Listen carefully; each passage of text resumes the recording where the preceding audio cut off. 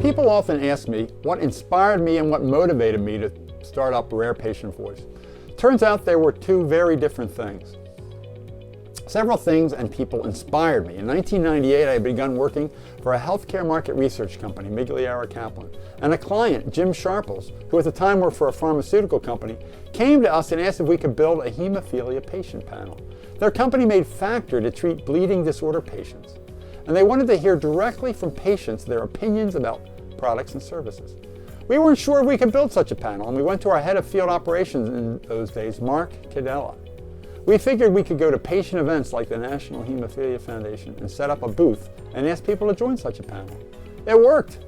We created a panel and they would do various surveys and interviews. We saw that patients and caregivers, typically parents in this case, really liked that their voices would be heard. So I was inspired by Jim Sharples, Mark Cadella, and the patients themselves. After a few years, other clients in the hemophilia space came up to us. They said they heard we had a patient panel.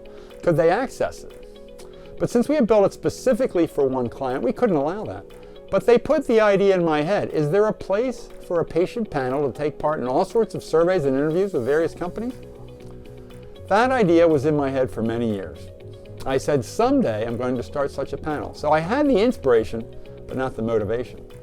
The motivation came in 2013. One company I was working for merged, and they had other people to do the job I was doing. And another company ran into a cash flow crunch. What business hasn't experienced that? They asked if I could work for a few months without a paycheck and get paid back later. I figured if I wasn't going to be paid, maybe there was something else I should do. I applied for some other jobs, but when you get to a certain age, you don't always get called back. So now I had motivation. My idea of a patient panel seemed to have market demand. And the final piece came into place. My wife had been out of the workforce for 10 plus years raising our kids. She was looking to go back to work now that they were 10 and 12. At the same time, she found a job locally and it had healthcare. Perfect. I would stay home and start up the company. So my motivation was that I had to be forced to. If I had continued at my old jobs, I never would have had the push to start a new company. Sometimes you just have to be given a big push. Which reminds me of the famous quote by Thomas Edison. Genius is 1% inspiration, 99% perspiration. Now, we're not talking about genius in this case, but it is true, inspiration only carries you so far. In my case, I needed the motivation and then the perspiration to actually build the panel and the company.